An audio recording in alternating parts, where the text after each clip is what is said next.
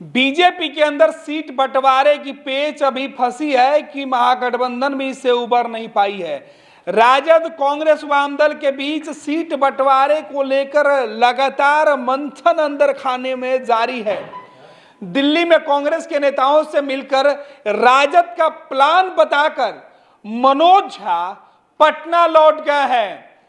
सीटों पर उम्मीदवारों के चयन से लेकर कितनी सीटों पर कौन सी दल महागठबंधन की चुनाव लड़ेगी, इसकी विस्तार से चर्चा दिल्ली में हुई, लेकिन बात नहीं बनी।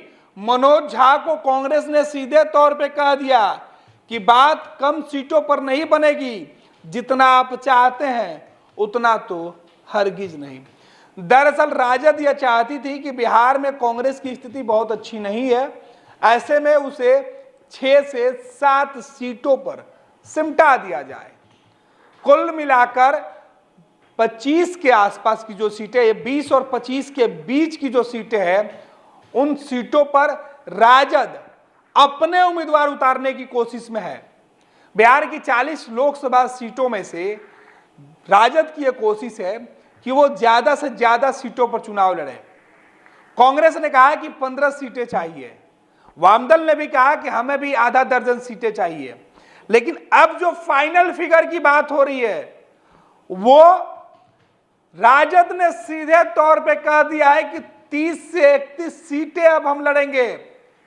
कांग्रेस को आधा दर्जन से 1-2 सीटें ज्यादा दे सकते हैं, लेकिन उसके साथ कंडीशन है कि वामदल की तीनों पार्टियों में से एक को छोड़कर सभी को 1-1 सीट दिया जाए और दूसरी को 2 सीटों के साथ समझौता करना होगा। हालांकि फिलहाल ये बातें जो है वो टेबल पर हुई है, लेकिन सहमति नहीं बनी है।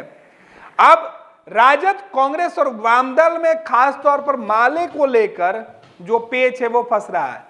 वामदल ने भी तकरीबन आधा दर्जन सीटों पर उम्मीदवार उतारने की घोषणा पहले ही कर दी है। वामदल ने कहा है कि वो चाहते हैं कि उनके उम्मीदवार ज्यादा से ज्यादा उतरे। ऐसे में हालात ये है कि अगर कांग्रेस पार्टी 10 के नीचे सीटें लेती है तो फिर राजद वामदल को अपने हिस्से की सीटें देगी। हालांकि बिहार में कांग्रेस को छोड़कर वामदल और राजद के पास लोकसभा में एक भी सीट नहीं है। कांग्रेस के पास एक सीट किशनगंज की है, जबकि राजद 2019 के चुनाव में शून्य पर आउट हो गई थी। वामदल का खाता भी नहीं खुला था। लिहाजा राजद और वामदल के साथ जो गठबंधन कांग्रेस का है, इस गठबंधन में अब सीटों के तालमेल की जो बातें हैं वो तेज हो गई है। कुछ घंटों में लोकसभा चुनाव की घोषणा होगी और उस घोषणा के ठीक बाद राजद अपने गठबंधन के नामों के उम्मीदवारों की चर्चा करके उनकी घोषणा करेगी। लेकिन राजद के नेता इंतजार कर रहे हैं एनडीए के उम्मीदवारों की सूची आने का। बिहार में अगर एनडीए के सीट बंटवारे की पेच खुल जाती है, जो गठबंधन के अंदर एनडीए के अंदर गांठ है अगर वो खत्म हो जाती है, तो राजद के सामने बड़ी चुनौती होगी। फिलहाल राजद अपना पत्ता नहीं खोलना चाहता। महागठबंधन के तमाम जो नेता हैं वो अपना पत्ता नहीं खोलना चाहते हैं। उनको उम्मीद है कि एनडीए में जिनकी बातें नहीं बनेगी, एनडीए से जो नाराज होंगे उन पर डोरे डाले जाएंगे और इस कड़ी में कई चेहरे सामने आएंगे। फिलहाल राजद और महागठबंधन के नेताओं की कोशिश के बीच मनोज झा दिल्ली से सुबह सुबह पटना है। मनोज झा के पास दिल्ली से जो फरमान कांग्रेस से मिला है उसकी सूचना लेकर लालू प्रसाद यादव के पास पहुंचे हैं, तेजस्वी यादव के पास पहुंचे हैं। कांग्रेस ने मनोज झा को साफ साफ शब्दों में बता दिया कि 10 से ज्यादा सीटों पर कांग्रेस लोकसभा की चुनाव लड़ेगी। कांग्रेस ने अपने उम्मीदवारों की एक जो टेंटेटिव लिस्ट है वो भी मनोज झा को सौंप दी है। राजद को कांग्रेस ने सीधे तौर पे बता दिया है कि विधान परिषद का चुनाव हो या फिर विधान परिषद का, विधानसभा में भी राजद ने अपने मन मर्जी की है, विधान परिषद के चुनाव में भी, राज्यसभा के चुनाव में भी। ऐसे में लोकसभा के चुनाव में कांग्रेस को संसद के अंदर मजबूत होना है, लिहाजा कांग्रेस कम सीटों पर समझौता नहीं करेगी।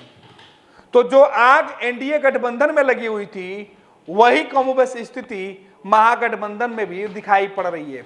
पेच दोनों ही गठबंधन में फंसी हुई है। फिलहाल अगर एनडीए के अंदर सीटों पर समझौता हो जाता है, तालमेल बन जाती है, तो जो रूठे हुए लोग होंगे, जो एनडीए के बागी होंगे, उन्हें महागठबंधन में एडजस्ट भी किया जा सकता है। लिहाजा गुंजाइशें बरकरार रखने की कोशिश है। राजद के नेता कांग्रेस के नेताओं को यही दलीलें दे रहे हैं कि इंतजार करिए, बेहतर हो सकता है। लेकिन राजद यह तय कर चुका है कि लोकसभा चुनाव में वो 25 से ज्यादा सीटें खुद लड़ेगी। लालू प्रसाद यादव और तेजस्वी यादव के नेतृत्व में राजद के उम्मीदवारों को फौरन तौर पे ये बता दिया गया है कि आप अपने अपने क्षेत्र में तैयारी कीजिए। तेजस्वी यादव ने महागठबंधन की रैली करके बिहार में महागठबंधन की ताकत दिखाने की कोशिश जरूर की थी, लेकिन देखना है कि जिस तरीके से सीटों को लेकर कांग्रेस ने दबाव राजद के ऊपर बढ़ाया है, उसका फायदा राजद पर कितना कांग्रेस को होता है। वामदल के जो नेता है सीपीआई और सीपीएम, वो लोकसभा चुनाव लड़ने का ऐलान पहले ही कर चुके हैं और इन्हीं शर्तों पर विधान परिषद के दोनों ही चुनाव में वामदल ने राजद को सपोर्ट किया था। हालांकि माले ने लोकसभा चुनाव में अपनी दावेदारी ज्यादा बढ़ा दी है। माले का कहना है कि विधायकों की संख्या हमारी भी ज्यादा है, ऐसे में जो हमारे विधायकों की संख्या है उसके हिसाब से हमें उम्मीदवारी चाहिए। बिहार के कई लोकसभा सीटों पर भी माले ने खुले तौर पर जो दावा है वो ठोक दिया है। दीपांकर भट्टाचार्य ने कह दिया था कि उनको बिहार की आरा, बेगूसराय, सिवान सहित कई अन्य जो लोकसभा की सीटें हैं उन पर उनकी उम्मीदवारी बनती है। हालांकि टेबल पर और कागजों पर यह लिस्ट फाइनल नहीं हो पाई, लेकिन मनोज झा को लालू प्रसाद यादव ने, तेजस्वी यादव ने दिल्ली से पटना वापस बुला लिया है। दिल्ली में जो बातचीत हुई थी उसकी पूरी रिपोर्ट आज लालू मनोज झा से मांगे हैं। लालू आज समझेंगे कि आखिर दिल्ली में किस तरीके की बातें हुई है और बिहार में कौन सी बातें बतानी है। आज मनोज झा को लालू प्रसाद यादव और तेजस्वी यादव तमाम मुद्दों पर बातचीत करके पटना में आज से कल यानी अगले कुछ घंटों में महागठबंधन की बैठक करके सीटों पर सहमति बनाने की कोशिश होगी। बात बन जाती है तो एक लिस्ट कांग्रेस को दिल्ली भेज दिया जाएगा। अब मनोज झा जब आए हैं, क्या कुछ कहते हैं वो देखना दिलचस्प होगा।